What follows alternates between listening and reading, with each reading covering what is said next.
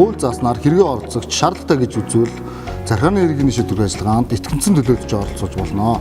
Итгэмжлэр төлөөлж байгаа этгээдийн бүрийн эрхийг оролцогч тодорхойлдог бөгөөд итгэмжлэлд төлөөлөгч гараа хэсэг зурж тамга тэмдэг дарсан байх, огноог бичих, хууль заасан бол ноторотор гिचтүүлэх, ямар маргаанд оролцох, итгэмжлийн хугацааг тодорхой заасан байх шаардлагатай.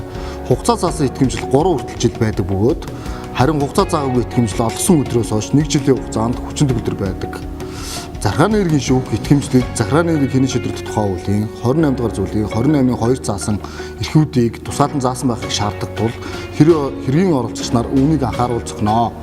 Мөн төлөөлөгч итгэмжлээ хүчингүй болгох, төлөөлөгч итгэмжлээсээ татгалзах хэрэгтэй.